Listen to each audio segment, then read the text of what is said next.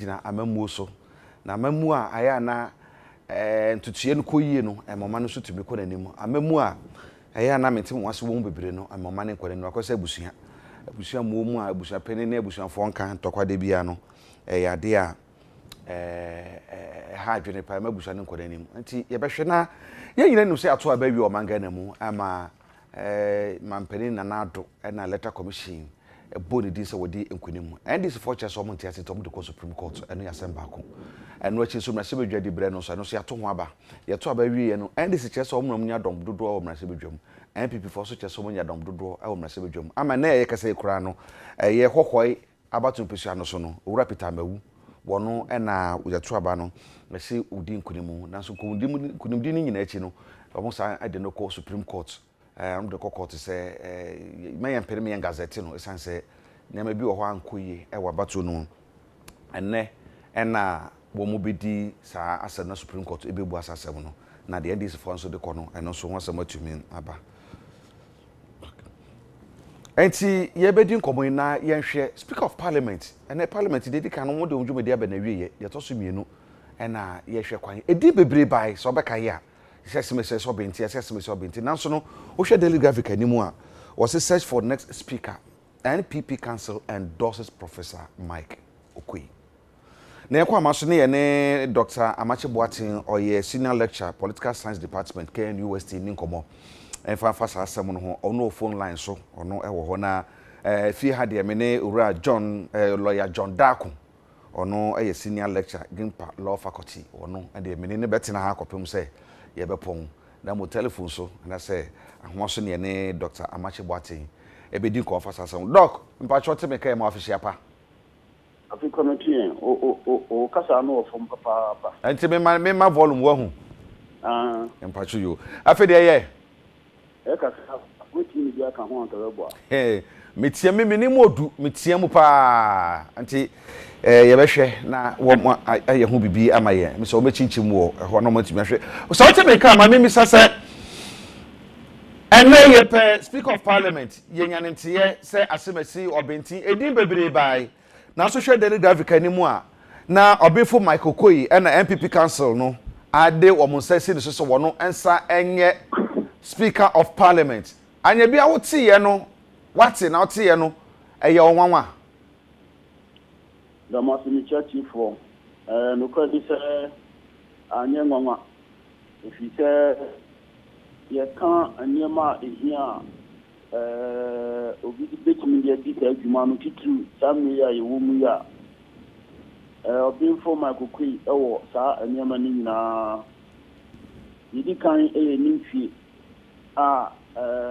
nimfie no da bia mu wan fan transfer or the akusku asuan de ache mofra de akwanimu yie ade ba ko amana nya fimu se woni nipa 18 kuta ho human relations the tossing you osan ye mranim or ye politician ena feel na ya eba yi osan atna sa akunya kese e wo mra se do jafie no mu eni tinu nimdie eni suahunu experience ni nyina ho be hia sa mmiri ya yekomu he's just so well cut out for the job. We did say the politics na woni mu no or the best emrano esa woni mu no ebe boy chi na the dia or say itu anamonsi isi e Ghana masaba jafo as Peter ni dia ni mo pu or say wo edin tiasie bako na ye adwuma nya sa wo ntimi na adwuma na ko ba se o ti na nsi ba bokuma na nifa na eti entofie ya di nkoso ba o manu pa me kon sa ne me nyina da di o television so no da ni pa no da na fo be hu no na ni bi so an ye na tinchen se on the penny nti yo timi danko sa ifie ho ma se ho emre no ayadu no emma kwan ema obia nkutwa ma na na the speaker is so well cut out for the job. I think he's one of the best people to do the job at this at moment in time. Yo, share owura obefo makoko ye ka no hwasem yi. Wo hwe ne performance fie nan a abesin koyi no a hunu ne san hunu se oye ne sade so oye no sinto bi koso oba bi na se wo de hunu se oye ne yie a fumso bi ankoba na dwumadi ahodo di ye ho. La no efipesi amon so. Yo, na me bisa say obefo makoko yi a MPP mpanyefo endorse no say onsan meye speaker of parliament yi. Wo hwe 4 years atwam fie na abesin koyi a ne dwumadi a odi ye no ohunu ne san. Dwumadi no anokwa ni say wo ko sin kuta ho no. Itu nipa ni bia omo ewo NDC mu opposition no. Omo bia nya kwanya aka no hu nsem abonti public. Nti yani so ye tichira mra no no bi dwumadi o TV so no. Na wo de tanti aki adi kampo mu a. Na chese our clean bill of health. Odijuma ese na efata to the extent to say some of the position ejitu say obon homodu kwanya oni afanai na edi nguta ho efa entuya eba ya na ewo so mo eyemo aduma and you know add our voice to this and say I mean to an amount factor or the media any enthusiasm hunu eduma papa na yenhwe ade ba kwa emrase bedwom and that so yenhwe the leadership majority side no MPP side no leadership yenu se na yewura osechi mensabonso no na oye ye majority leader wono no still a oda so ewo ho then hwe changes bi a aba ewo ho ononyafo Alexander Apenyo Markins waba beka ho ti so na deputy majority leader na kay Adwo Asafo na woye deputy majority leader ene ye de Apenyo Markins aba amanyo sem hunim die a wo mu no ohunu ne sabri binti na den potenti na jisu se ebama yayi Adwo Asafo de free ho na ye de Apenyo Markins ebeba anukwa ni se emra no nipa ya power omo edi dwuma titu ewa amanyosem mu no se du mrebi na afanya ba ni ama wo mo safo ya ama wo mo asesa dwumadi a wo mo edi no mu bibi we no me frɛ no institutional renewal obi ho no wanya hunu so kwa obetimi dia di dwuma ni bi aka ho o hwɛ the way a o mun na operating in an enclosed area na mbawo ka no so no eno ni the renewal no ono so the from ba titu engozi say honorable was chairman sambo no ankasa odi animu no o ma no eka ho no na o mo sisan mu no strategic move a continuity and change by keeping him there was achieving with his experience, normally a new person about or an injection of fresh ideas strategic and also to give honorable Adwo Asafo the opportunity to acquire new skills some other area ebekono. Also, Adwo Asafo na owo deputy majority leader no oye adwuma ema ekose de sese eko as political science lecture no wotina kire na so hwe na adwuma oye no a wotu so ba adwuma yie ana se nanka okenya no kakra nka bia ka betumi aboa media man you need to be very close to them and find out what you make and assess. But what I can say is that she never came into public dispute any issue. And I'll give her the benefit of the doubt. I would say, she said I'm very well qualified to do an assessment of her work right here now in But given the fact that she never came into public disrepute, I'll give her the benefit of the doubt. So provided enabling support. Emma Honorable Adekye Mensah Juma Odino Ejimu. Sɛ wosɔ obi asene na ɔno ne gyina hɔ a ɛbɛdodoɔ no ara no na ɔyɛ protected wo a wɔka no ho no wo deputize no obi bi a woyɛ biara no ɛboa ɛma yɛ odi anim no a ne pie nti ɛnkɔsi sɛ Honorable Adekye Mensah ɛyɛ in the public eye sɛ he excel and Honorable Adjosafo also excel. Yɛhwɛ nipa yɛyi wɔn sese sɛ ɔmo mmra na ɔmo constitute majority in parliament no wɔn yɛhwɛ sɛdeɛ ɛteɛ onunyafo Kyerɛ Mensah Bonsu afɔnyɛ markings ɛka ho ɛna afei Frank Anɔdɔmprɛ wɔn nso nsɔm adoagyiri ɛmna hyɛ bedwani ɛna Awura Sayiram Lydia Hassan ɔno onipa foforɔ kora baba ɔyɛ fresh kora na yɛde no ababɛka ho no wo hu ne sɛ strategic ɛna because ma bi wɔ mnahyɛ bedwam dada yɛwɔ yɛnuanom ma bebrɛ ɔmahyɛ bedwam dada ɔsolo usunom ne wɔn keka ka ho nyinaa wɔ hɔ ansa na Sayiram Alhassan ɛba ntia ne ntine yɛmfa nipa dada ne bia nkwa nkɔhyɛ hɔ na yɛde foforɔ fresh blood saa akɔkɔhyɛ hɔ ma ne babɛyɛ deputy chief whip. I'm saying, we have constitution now. A bino, say a bino the I think more than 50% of the ministers of state, from the parliamentary members. And then, you're quite a buying air sign. The teacher, the piano be green. The giddies are my share, and the ama of a front all under these people. In that, you find this rationality there.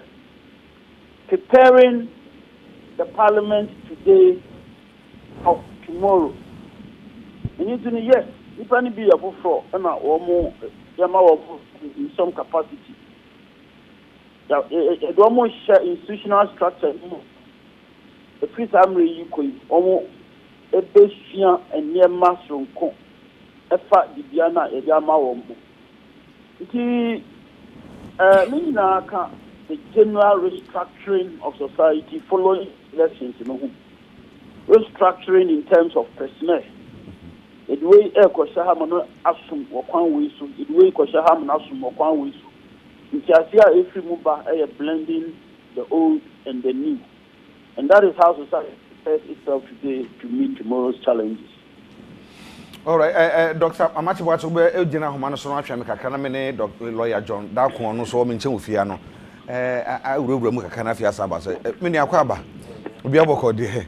Avisha Panso, and from committee and fierce. As some may be, sir, Dr. Machi Boatin, a Chilean may be so. Yes. She and penny for you woman, so may penny for Meda and Pipiano on my Sibijum. Kyerɛ Mensah Bonsu deɛ obi anim dada. And Afenyo Markins, you know the contribution of Parliament. Anɔdɔmprɛ, you know also contribution of Parliament. Na nipa mienu a aka wachi Lydia Sayiram Alhassan, ɔba yɛn kyɛ kora. Ne adi di brɛ te saa de ama no no. Wo hu ne sɛ wo tie kyerɛ wo hu ne sɛ a plan B strategy be so be kan no ye wo ma bi wo mra bedwuma ye MPP fo a wo matena parliament wa che yes nti ade ne yan form ne ekofa afoforo bi wurewurem yo me das minia said me colleague Mr. Mache Ekano you hear edruba bi a o se wo ye leader wo hwe ha wo be trainee onipa ne bi na said the beya dachi bi no omono ebetimi atake over in respect of Sayiram there no me gidi say preparation na we can say oba enche but I can say at least when ya sometime last year and year two aba about 2018. Later part of 2018, yeah. Until when you're about a year in Parliament, how a parliamentary system no working. Now the work of a whip no, when we say a juma a swear needy and a juma here mechanism too much experience. The minimum say whips no the umu and say omubua omunkrofo nano ema omutimi etoaba. So you can say you whip them in line. And inti say we a whip in either minority or minority side. We the say we make sure say nkrofo no we bobo ma no edu see ebetoaba, and especially say a parliament yemu achemi and they say edu say I see a tour bebu parliament obetimi agina ho aboboa edom no ama omatimi aba abetoaba no said ye isitie eninti senka ebia we can say baby free see according be a majority leader and make us and there to be a big challenge.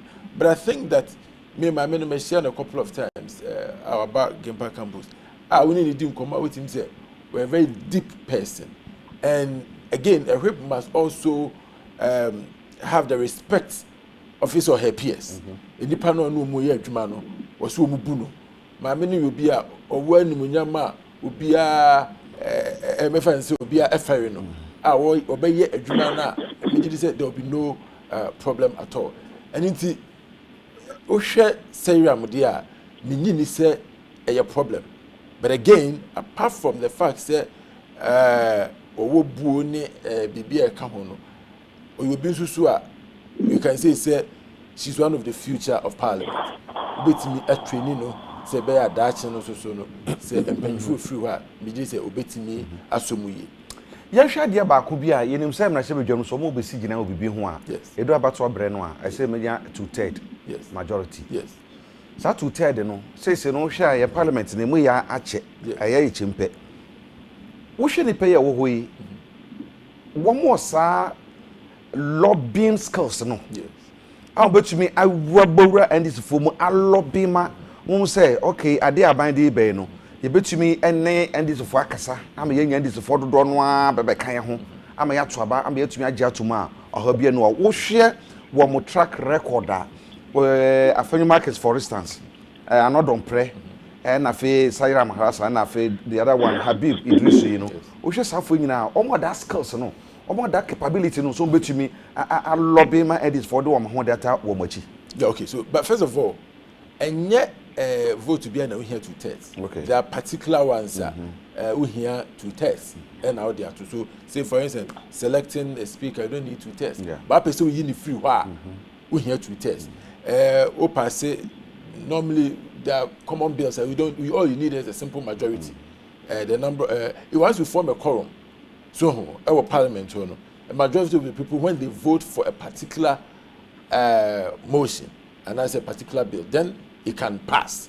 And you be now here to test. There are some of them, majority of them, you need simple majority. I don't know, 1 vote or 2 votes can take you there. But to answer your question, and we've been made aware, we heard a parliament here since 1992. In most cases, a near my cost of honor, not entoquanimo. Omu pass, they do a lot of consensus building.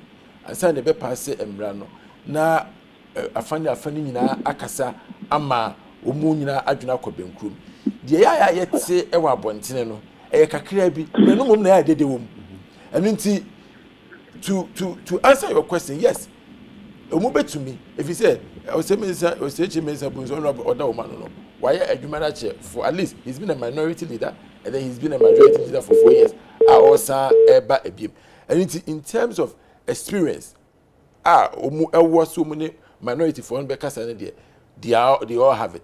And again when it comes to voting our parliament as well our personal relationship MPs no more a fire and for so once you're able to convince them of the importance of a particular bill in most cases they come on board. So like I'm saying unless Adiano idea a so far off from the middle.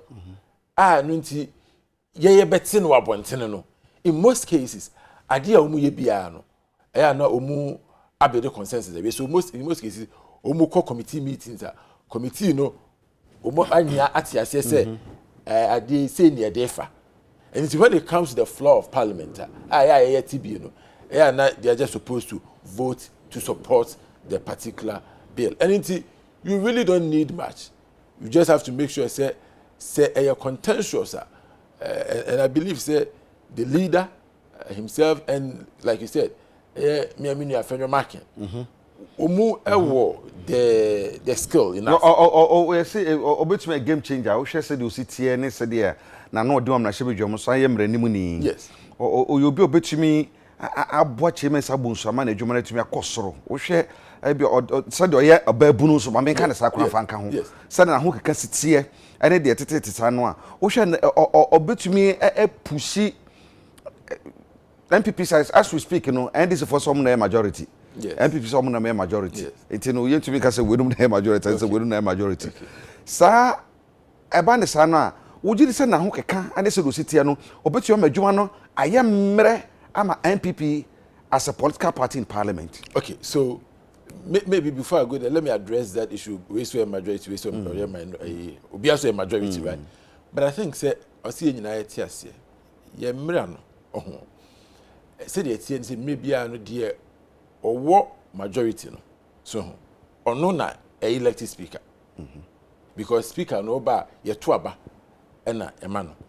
And for me, I'm saying that the simplest way, you be who say. We na minority and I say we na majority. The obey speaker. Okay. All right. Okay. And we know say independent candidates now or what say parliament you know. Of course by law, won't mean joining NPP as a political party. But he's made it clear. Right for me na NPP. For me na say he will caucus with NPP. I say no woman a better. And this year Kotwaba. Let's say 275. Let's say by Kunya 138. Na ba Kunya 137 na. Obviously the 138 you know on the majority because on the be speaker no 137 obviously don't have majority and you see for they really need to understand this say enye ade a ye pre ho so enipa no wonu na ayi speaker of parliament and na me mu bi di nkomo over US BBC SEO US almost Senate no edru ba bi a enam say 100 no etimi ye 50-50 ebi o ho a etimi ye 49 for one party 50 for the other now one independent it in a situation where the independent will decide say obe join 49 no then becomes 50 for one side 49 and one independent and say eba ne sa na sa one independent no ohye ho no wono no ebe kwa kodwenne obe kotena be bia ko no person kodwen omo yes obe kotena omo nchen as okotena o independent but you see any ka say wono omo nete wonye sa political party member but wono omo nete ho and in a typical example in the US example where you have 50 on one side 49 and 1 okay so 49 we decide say only one we decide only 49 for the better now you can say are 50-50 in that case in the US for instance the oye vice president no say no and the wa ban mu a no will decide to vote for one of the parties so to be obviously better man the government it may say no party na 49 no mean independent be can no mean 50 now the vice president will break the tie and it when you're looking for the majority it will be the party that has the vice president in the White House so and it so in fact the Americans say the ultimate exalted the balance of power no in his side on the bare majority and in this particular case 137 if the independent is going to tilt the balance of power in favor of the NPP then NPP becomes majority okay and see there is no debate except that it will be no open say ye kasa won maybe there is no debate at all because there's an independent candidate who has made his intentions clear that he's going to caucus with NPP so he's going to sit with them and watch me a year nyame adoma 7th ahomachina ya omu beto aba ebe yi speaker no ye yi speaker more than likely NPP candidate no dey bekono only being as a speaker. He as a speaker, it means that he got at least 138 votes. And so they will form the majority. Okay, with that aside, now so near can't honorable Afenyo marking and the skills no case na no din any bibia. Yes, I appreciate that, but you know, this is not the time I made a me to my mind. I say obi crowd no quiet because they have a very strong bench, if I should say. And he's a very good advocate. Me and my classmate. He's a very good advocate. But when he has to build the consensus, and same way we have me find say nanka Satama now war almost super majority now with me cano. And just say won't me can and it's the same mum dear a consensus. He's a very good advocate or you know. But also when you man this for no, it didn't put a home more. Said the bear, Uncle Bassett, a brebiano. And I'm saying this, Uncle Bassett, a brebiano, you have to marshal all your 137 or 138 members in Parliament because it be a ministers. Say to be a president, you took a coin, you know. But I know such challenge can be resolved because when it comes to what bills and when bills come to Parliament, a leadership. Majority side any leader, any lady, and it is when him sending crop for any parliament, any Ghana, more than likely. But one way in so name may be a Juman iodine. It may be too quiet or so to judge the way. So in order to avoid that, you have to build consensus. Say the bear. So when your members need now crowd parliament, a year when you are NDC for no, a babe count now what to me a poor man. And we also say, sir about to but Mijiri said after all is said and done, after the dust is settled, also in your chance news say maybe Ghana for the political parties now your Ghana hano omuye adwumabom in other countries with me for a opposition party person who are being the vice presidential candidate. We are not there yet. It won't happen now. But when it comes to Parliament, what this election has taught us is that we should be able to work together.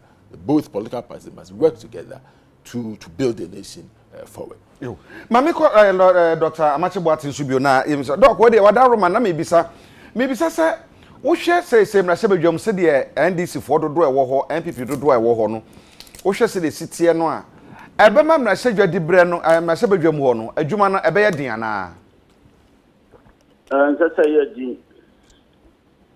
And that's a din.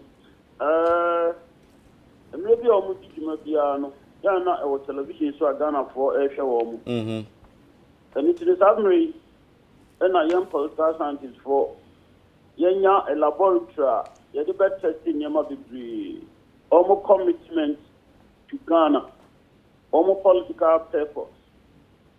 Your career politics are driven by interest.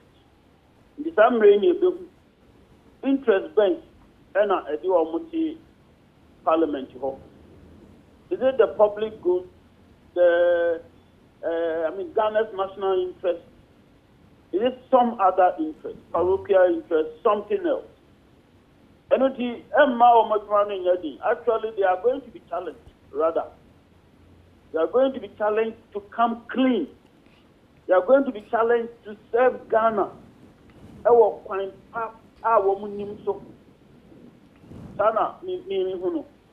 So what can say a year yenim sem na shebe dwom sane ye yaman yosam ati wo Ghana ha no party amedomo say yo say nyo na me di akiri say share de ba na ebo wa mo na me di akiri aye too partisan wo hwe national interest no enhada en no so bebre ewo yaman yosem mu nti so hwe se de tie ye na de na che say betumi asesa esa sa ebra na wo mo enso bi a wenum dos na wenum yaketo ampo no na bebre ho workout ni ma ho do bebre tumi ba na sesi a dom na kwa dom ano hye no de na che say ebesesa ama adwuma na ayemre challenges are abato no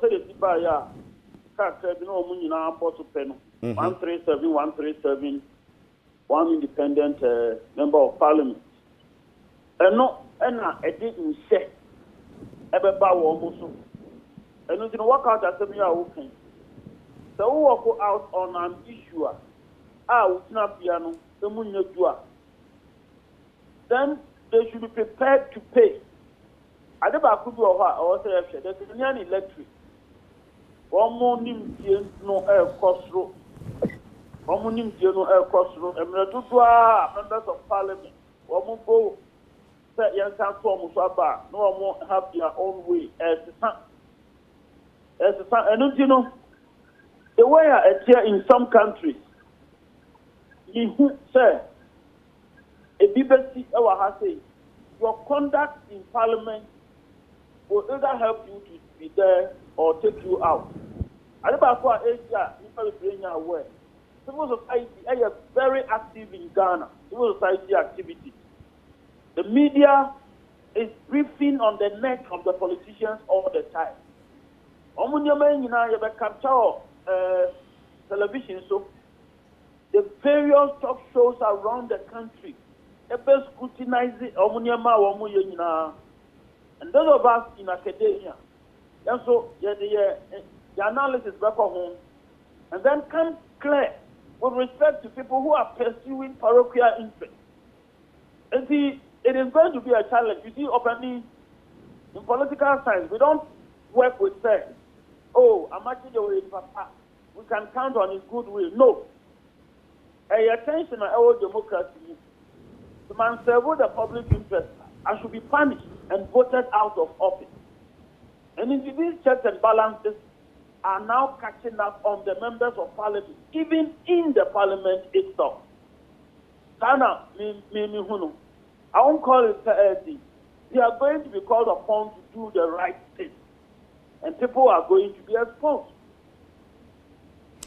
Yen say 137 ye kan wasem yi no somebody be wo court a omo hwe kwan so betumi adi na say ekowie a na say ye hunu say the city ankasa pa ye hwe US for instance o hwe omo de omo ye ya say Georgia na eye decider wo mo na ye osi ahenefo a say kasa yi ene kra no beto na Tuesday na wo beto omo aba wo Georgia ho na o hwe a Democrats aye president elect Biden wo hwe kwan say ne nkrofo minu betumi awini na wotumi ababe nya kwan aye na dwuma yi ana Donald Trump nso ono so wadi nkuguo no so epese ne nkrofo no so ebawini se na ebe ya Republicans no ebe majority ewo ho so wo hwe se omudie na so do tutu ye die hu a wo mo no aye oman no first na so hwe bia Donald Trump etete ne dia no kona wo so wonya ne sase de be ma amamu na ye den ama Biden wo dane e de ba oman Ghana mu a aso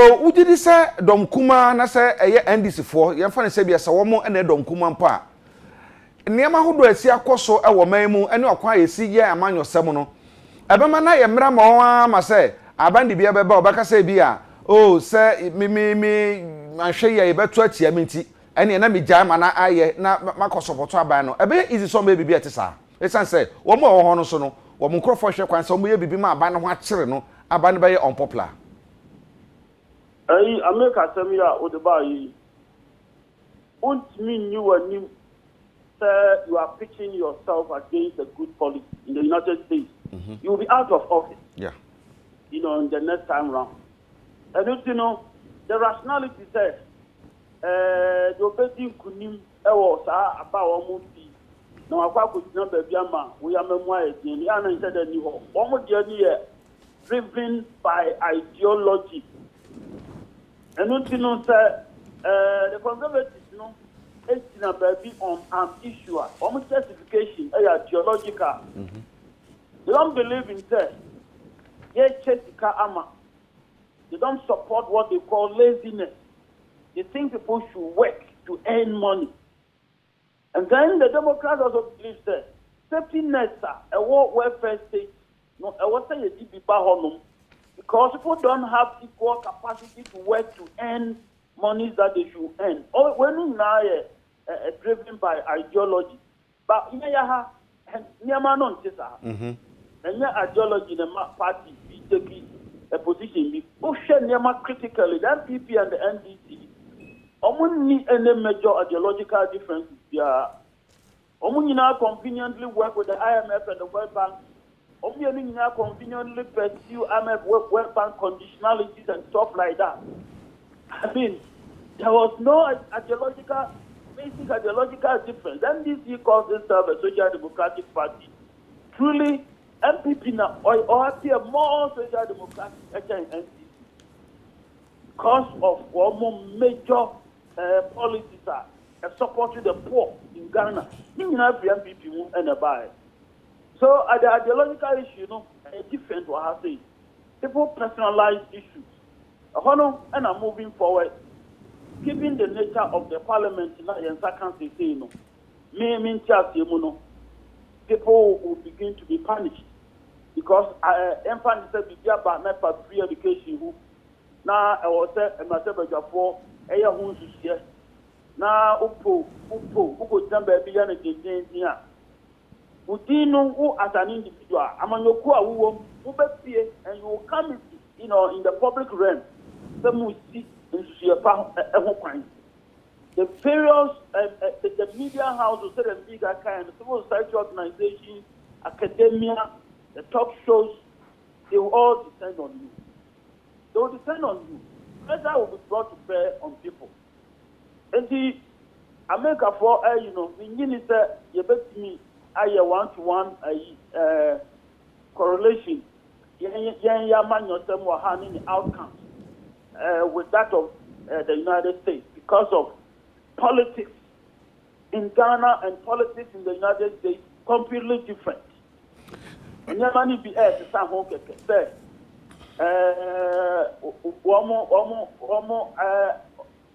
I mean the conservatives no 18 kunim in the election of Baba to say the they will get the majority.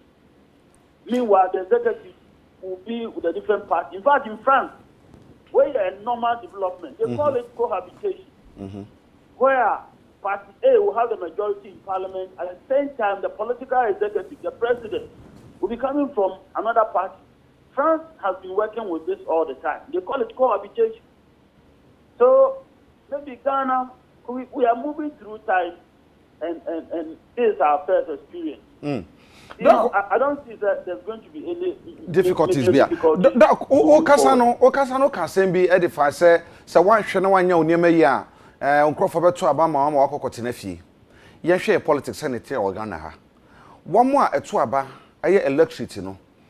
Sane ma no mo hwe se de na ma be no mo hwe ansa no mo to aba ama obi se anye bia kom na se bedwamu a o performance and a begina so dey ato abama and now say because say you belong to a particular political party nti and egina so dey ato abama wo hwe o manga na mu a emna se dwa aba no e de na egina so pa de to aba we are making bibia me hu mi say a new development. Ghana had a stronghold, they always win. Omo eto abana ni obi hu kra na vote in the perform keke apathy in a bum. The strongholds they always win. We know efimwa there are other determinants affecting about one. But you see the war into Suebia affecting Omamuni in significant ways. In TBB to say free education and Ghana for Ajatu because but never go school no pia musika. Na omo eji hu komo o ma sebedum. Na ko tia machi. Ma sorry atiemu a. Na se de mi kan yi nya dia aka parliament honko a apie ababonti mu radio for mo PDFM promo akasi probi. Kwan ya omo e describe niema e din communions na wura mu. E na ni customer dina o sorry e no sorry jina ho. And an free education package be a man beka home armor. Now we have some more, now we have some more. It's definitely not to go away for that person and then the party no a woman. As an individual, the free a stronghold every organization way forward. But the party might suffer. In politics, the Nema way rot or main Pia man or some more. The whole na the real dynamism. A development, they didn't cost Roban, a pain and a shot and Ghana is not going to be the same as we are today. In fact, politics examines the what is, and then it moves ahead to examine the what ought to be. I'm going there. I'm moving forward to look at what ought to be. We share the current parliament here. And the dynamic between the images of the Americans, Dr. May I share a Peter Mawood in some Sonia for Peter Mawood, some semi Hohway constituency in Semi. Yenim say, and Krutu Robemi and Sabia, whom someone and a bone of contention. Oh, I'm saying a home article. Nature conscience a bit to me, I can one anke to me, Edin Como, as a political science lecture. Who is saying Central Coffee for Lulubi and a fair aquafuforno. Woman to me, Antoaba, and whom some sorry, you know. Yabesha say, yes, Sabacan and Edin Como. Now, I'm not a John Dancosona. Me first ask someone and wow. So we share Lulubi Central Coffee and a fair aquafufu. Yes. Woman to me, Antoaba. Yes. It's any of from so. Nti any of from so no. Na woman to me, Antoaba no. The mremuno, a woman says some no Supreme Court to Mudi. Yes. Na seba por mu kakra. Ye ni omuhwamo so man. Okay, so me can say enya ade as a see prekope. You see, na a series of events and ma ye could do the yedria me say ochina kra no nyame adoma Supreme Court ebema judgment. Me see nyina nim say ekoba say ye te am say ene kra ene hohoi no. Yes, ye te oti every voter region mo say ankura obodi no ekoba say omu wo oti region no muni voter region ene emre mu no untimi entena one region now onto parliamentary election another region untimi nye adwuma GNTC now kwadwu pay wo UAC so that say eniti enu bi ena eba so na eyade a they try to challenge it at Supreme Court eka say eye sa nkura body central fini akpafoni lolobi no eye bia ewo oti region eni voter region enu nti na o say electoral commission no buni because o take steps say the be ya obema sa yenuan momo sa coupon no so ato abane bi etuhwema eya ba bia enka eni kwan say eba. In fact, from what the Supreme Court has said so far, Sankura Ebodi ne enya part of the whole constituency. And nuntina a court judge no a grantee sa injunction no a ma a year Attorney General because idea course if you say what the judge is doing, they say what the to me ma sa yennu so monto ba war. Hohwe constituency ebra Supreme Court they don't fall under Hohwe constituency. Exactly, Supreme Court like I say it doesn't fall under Hohwe na a part of the Oti region. And into electoral commission no you see by CI 95 omo ye mistake and omo ba hon akoka a year I Hohwe constituency no.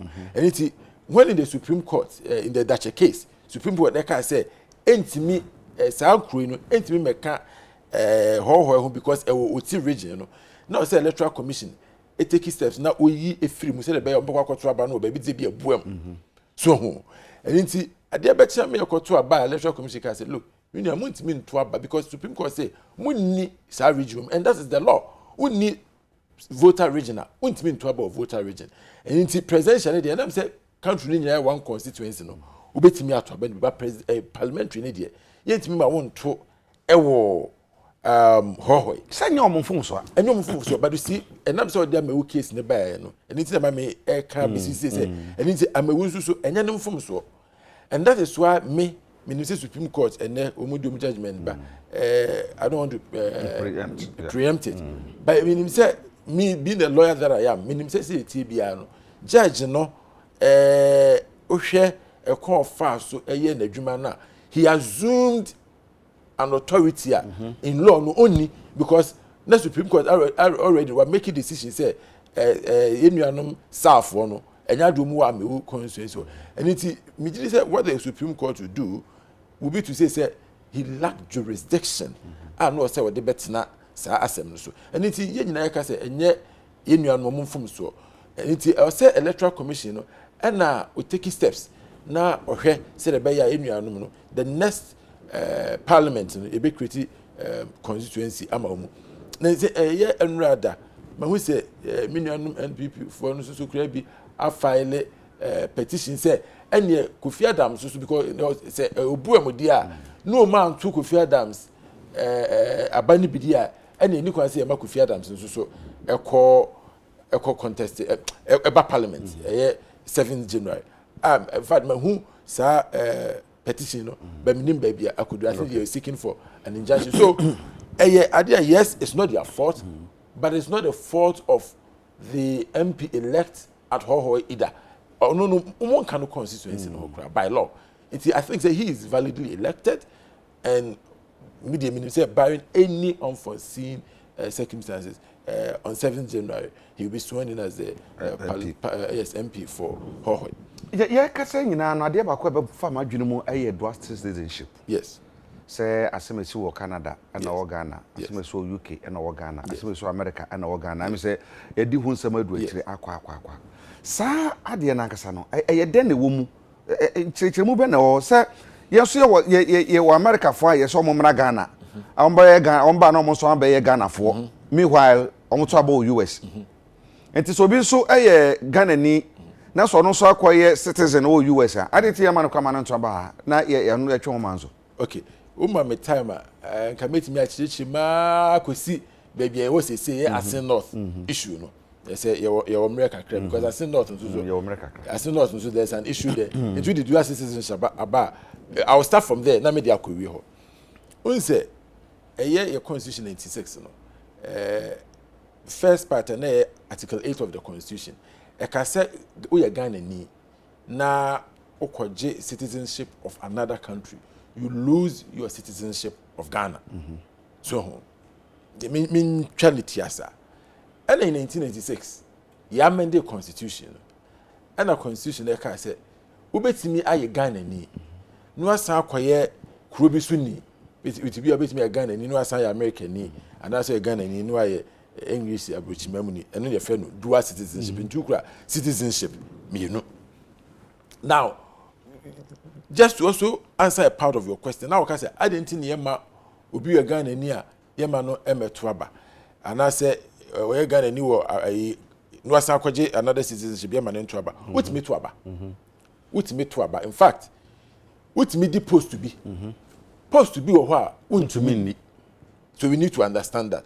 In fact, share your constitution. Now share your Citizenship Act. Okay? We will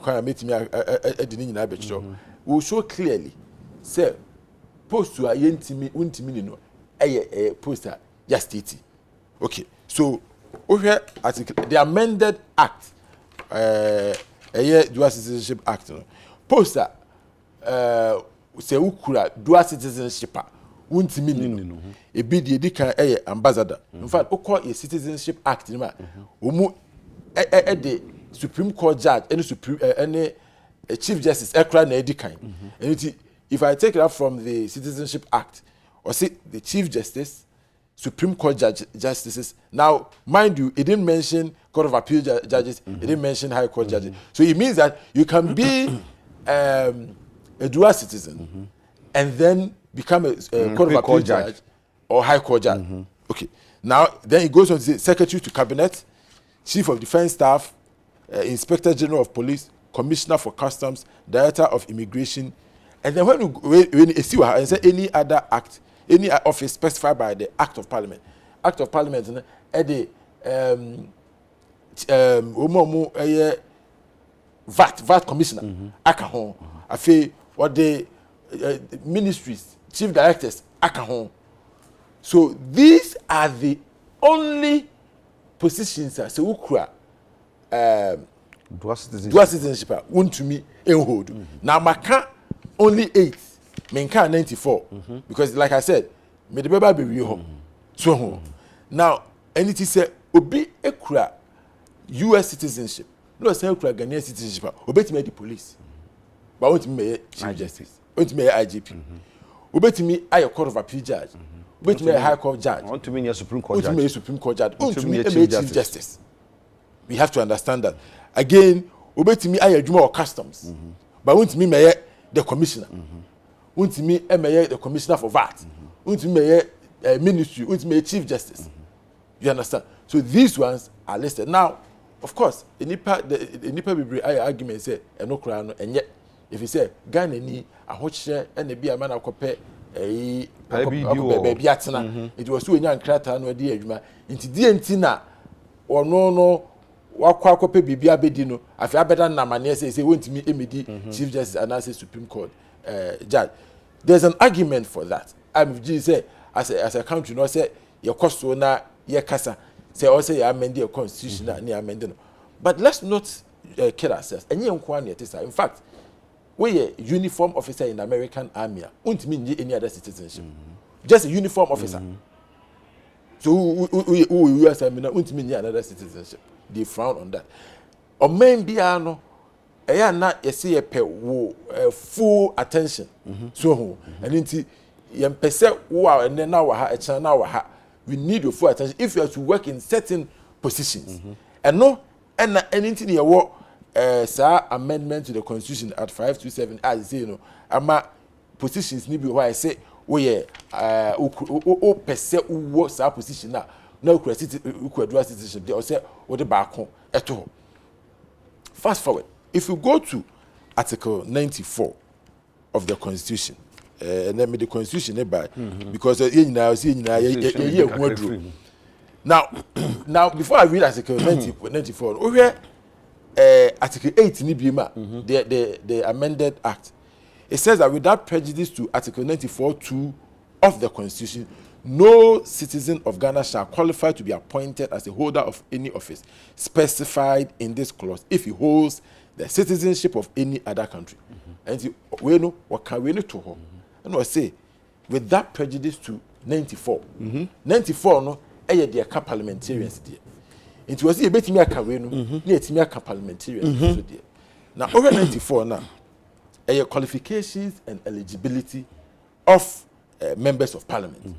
Now, 94(2) was a person shall not be qualified to be a member of parliament if one, he owes allegiance to a country other than Ghana. Now, I don't know, owing allegiance to another country, and no HSA.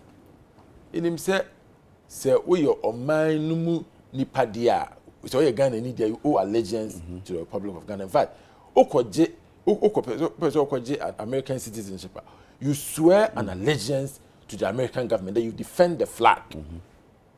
And it is say ubunya kwaje citizenship of any other country there, and it means that want to me a member of parliament in this country.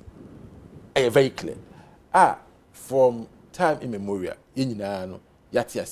but you see, and now say education here, we need to understand this. For instance, a year in NDC near or North.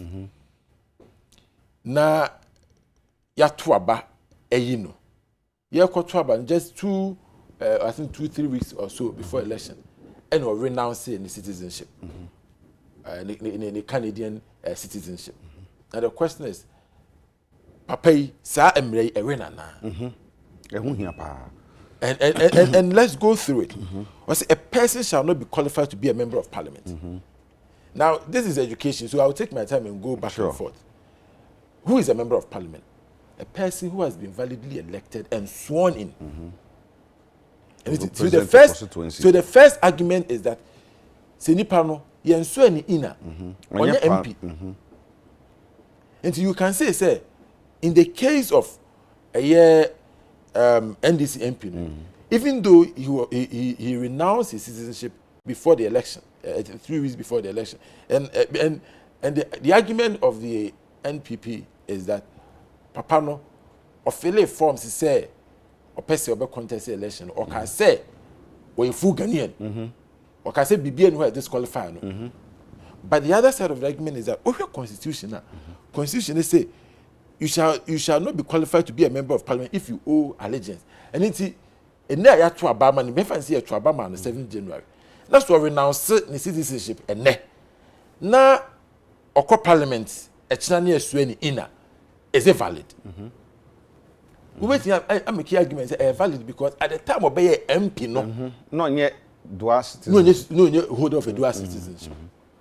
Because of renouncing the citizenship and sana yekoto and that is in this particular no crowd Rebecca say or renouncing the citizenship and sana yekoto but I am talking about say who renounce the citizenship my friend say 2 days before you are sworn in 2 days before you are sworn in because you are to Obama as a member of parliament elect but he's not a member of parliament constitution, you know, say you shall not be qualified to be a member of parliament if you owe allegiance so at the best way in no so and was it immediately say na you in no are you a member of parliament or not? So if he can prove that before the day he was sworn in he had renounced his citizenship then you can say that he's well clear.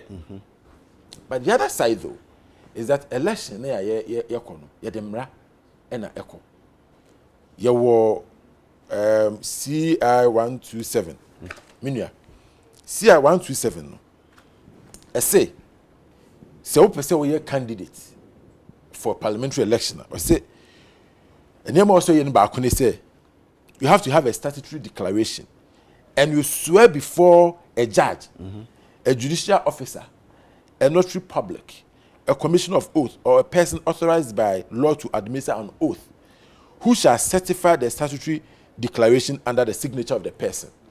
And into papaya sema yeken, I send not papaya sema yeken. A bra of filling the forms or they call my electoral commission before that is before he renounced his citizenship.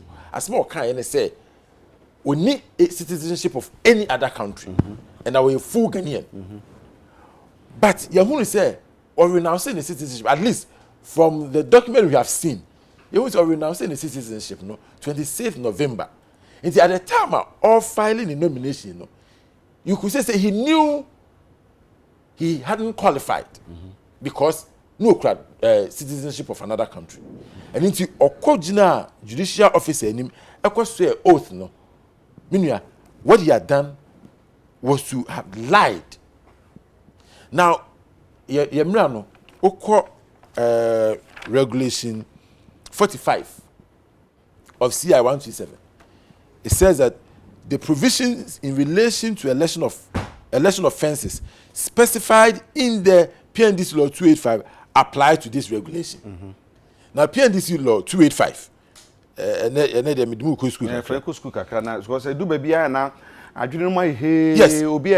PNDC law 285. It will CI 127. What say? Bonnie be election offences no. A woman no. I was or no making reference to PNDC law 285. I know representation of people's law. So election laws no. PNDC law Act 284. Now, Act 284, no, one of the offenses a woman say, a person who before or during an election, so before an election, and during the election, for the purposes of effecting or preventing the election of a candidate, and it's my reading say now very clear, a person who before an election for the purposes of effecting the election of a candidate makes. It will be a you make a statement which is false. Biano, you commit an offense.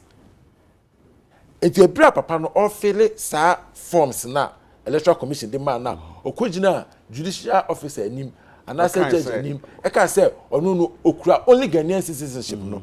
He had made a false statement under PNDC law 284 so at 284 yes section 39 of Act 284. And when you do that, you are liable to a conviction. When you are convicted, you go to jail for minimum of 2 years. Now, one of the provisions of the Constitution bar anybody from becoming member of parliament. When the person has been convicted for an offense relating to or connected with election under a law in force. Nti necessary wono no wawini na so san se wan ka no kore bi wo dwumedi na hyase enti no exactly wo de ba be siso a na che say the year na da no no e ma no ho kwan e ma no ntumi ma Ibrahim na Shebedweni because he would have been convicted for lying because you see making a false statement before an election to effect your election in itself is an offense. It is when you are convicted because of that conviction untimi a member of parliament. It's a disqualifying act. So and this is a law enforced under election. And then see just me born to fan. Dual citizenship assembly. We need to look at it. See ye free her completely say Ghana Nibia irrespective of how many citizenship you have. You can take any position. We should accept that. But say akoba say ye say ye be free media, then we need to be very clear in our minds. Ni who say at what point crime put any panel or renouncing the citizenship. And then I was reading a case and I'm reading assign attorney general. Assign attorney general a case and a fa saseme a dual citizenship you see say in that case nowhere Trinidad and Tobago. Almost say obey hold any of these positions. You need to have resigned or you need to have renounced your citizenship 2 clear years. See, maybe you see a constitution here. To me, it's super. It's super. Answer now, but you may be at a maybe a bosumi and something. Exactly. Tibia, see, I can say Busumi and Sunny a better one. That would mean that at least by 6th July, you must have renounced your citizenship. And some way to me about contested election occurring in the first place. Now the constitution said that we read it as it stands now. There's no time limit within which you have to renounce your citizenship. And it's that make us say, so who read 94? Dear, you can say Papa no. He has been validly elected. Now or renouncing the citizenship, no, and Nekrana, he will be all right because by the time of a member of parliament, no citizenship of any other country. So, but the about affecting any say, all fill forms, no, which are so say, you qualify to become a member of parliament. Abraham say, constitution, who creates dual citizenship, want to meet a member of parliament. So that lie will catch you under Act 284. And Act 284, if you are convicted, near Samba, constitution, because you've been convicted under an election law, you cannot become a member of parliament. And it's meaning say MPP lawyers now mudi case na court meaning the judge in the ruling, but whatever it is, I'm sure even if the case goes in favor of the NDC MP, this case can be challenged to the extent that some member of parliament, he'll be removed from parliament. Yeah, we share said the Yakaka Koba nyina or man and the can't in Puntu ntra. We share your style of politics and style of governance. Our manga and moi. Would you this all can say bit me ash and constitution to me as a maybe more? Yes. And can be bit me a boy pa. Ye be a too partisan. Yeah. Enti Speaker of Parliament be a crow hokrana all the time no. Na or tilted towards or no then crow for. Sa ye muno. Would you say who bibi? Send be a speaker no crown who say be an crow for no yadia enya. Because sometimes some say those who are in favor say yes. Now yes no firm. Those who are not in favor say no so I say yes I have it. This about sana who say a man to me cause they say siko. Yeah, well I mean the voice votes no. Normally so the other party no numbers no kwa there. Say voice votes no we can protest. Say when voice votes no, they will resort to secret ballot. And I say voting ankasa maybe by raising of hands. And I'm say in cases most cases minority say it do say about to also cry na you to about majority be unity. Even if the no is high, they will leave it at that because when you challenge it and it comes to actual about to now be there. But you see, let's understand this meaning. And you Ghana and Kwana ye partisan. Me and do baby a man for Ghana 2 partisan, 2 partisan. I want advantages. Bibia we are CBA also so what advantages be or disadvantages. American democracy. Look, if you follow American policy, everyone say a partisan crossing ye de no na emumu no de no de ma difference ba mu ni say omo systems are working. So they have built institutions. Look, we are there, sir, institutions, no. A better dear, so we need to build institutions.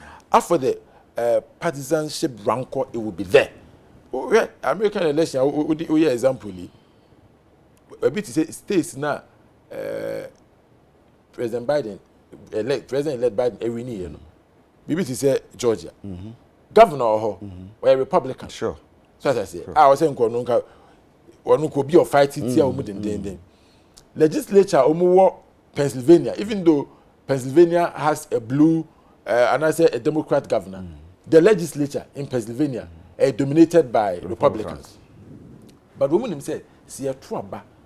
Now say, you move in India, the legislature will have to follow the law and certify the results for the person who won the votes in the particular state. Enti omotia siesa. No no say ye ekoduru ho. Se wo ye aban adwuma ye nia. Eni kwan se bibia no wo ka se MPP ni dia na se MPP ni dia. Oso otimi eyi wadwuma se wo ye adwuma ma oman Ghana. Eno na betimi asese man. Look, the politicians now no and omugina stage so air fighting there. Don't expect that when they are on the stage fighting, they'll be throwing love letters. They'll be throwing bombs, verbal bombs. But at the end of the day, when the elections are over and we come to governance, and we say, look, both the minority and the majority, both parties will have to then come together to make sure, say, you work to achieve one purpose. That is to advance the Ghana cause. Let me just say, man, you will nipa bisa wum. Just say, President, we did him, we nipa sebi. Omuni NDC for a brand new parliament. Omuni NDC for a juma pa. So as I say, and current MPs now more parliament. Omuni NDC for so a juma pa. Emra ewo krumano. They have worked together to pass those various legislations. Meaning say, Edru say, ye che bibi o mamu a ye akwan a ye na across the country, even though it be NPP and our power no wo ye akwan we na across the country, say NDC our power we ye akwan ye na across the country, even though sometimes amount for be wo mu misgivings, but generally I think we are doing well. Look, the competition is not entirely bad. Yeah, you just have to refine it. Said ye be ya ye betimi agye bibia manchirima. Entimi ko ba se de bia na ye kontokwa. Look, we the Ghana compare other states in Africa. We say yeah dear pa. Obi be ka say don't compare yourself with these smaller these other states. Compare yourself with the big boys. I will tell you, America is even worse. So as I say, UK, because of their system of government, this kind of rancor.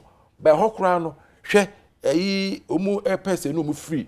English, Europe. There was a lot of partisanship, a lot of rancor.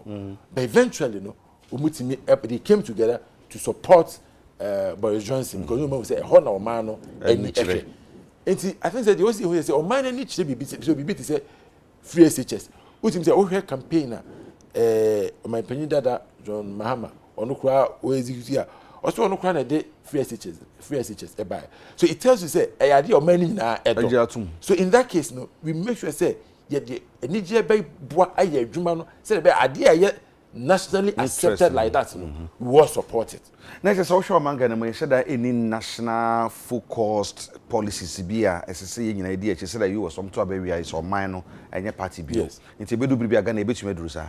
Oh, eh, e betumi aduru. Na unim. E no crown ya na America for the your man, but now Dr. Mashi Kasano, he says omu ideology. So for instance, Republicans, if we say I will say about what take taxes so Emma corporate institutions say the beya Sikan community to tax no, they reinvest. No met me I employ any public baby. And inti oba the omu yan say opesu nya parliament and I say congress met me akati tax. An ideology. In Ghana, maybe we don't have that. Say a political party wants to cut taxes, and about say we should raise taxes because Democrats say raise taxes on the rich, so that we use it to support the poor. So we don't have those exact ideologies, but I believe that what we have is one national agenda to build this country. Look, me feel say, oh my idea here, see good hospitals, good roads, good governance. Good hospitals, good roads, good governance. Sana mami ensano, and na lawyer John Darko says, Omanga na Kenya, and can we dog madasi. And then watch them, my dear papa. A baby, I be free me biano, a major so na message say, Ghana for.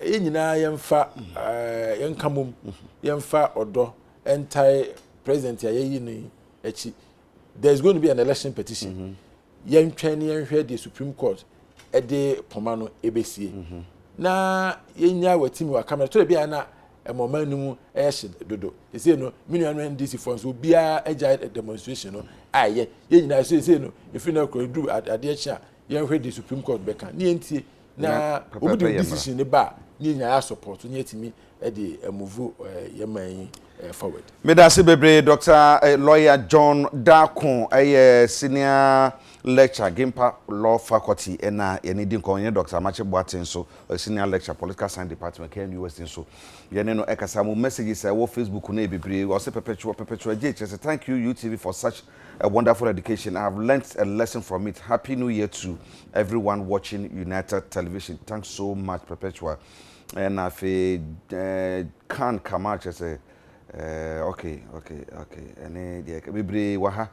Aha na brema kwane ye de besina se ne be sore no enra na eye akua brempoma bedi akopuni na enra eye wawoda ti brempoma bebi a wo bia no happy belated birthday sanso ena ura Emmanuel Saint Osai Piero Olympics ena eye wawoda brempoma mame eye akua cha ene ebusuafo ni nyina opapa ene wunuano mame queen wona ekeka ho nyina se oma happy belated birthday me so me ka ho bi midin e de ejakwabena meda aboafo a esu yasen wo mo ehye akire pi twintim fide ni nyina e ma Adekye Nsroma de kan kra 2021 de bre mu no ye beda wo nyina se ada wo so onya bre na wo hweye so ye beda wase pi ye hwe kwan se nyakopon ya domo chene be sen hye na mu no owura mawu ensemsem no Supreme Court dumie no pramto bre ena Supreme Court ebema ruling no ti de besi bia no UTV ye de ho nsam ebebro da mo nyina se ema momo ene hwe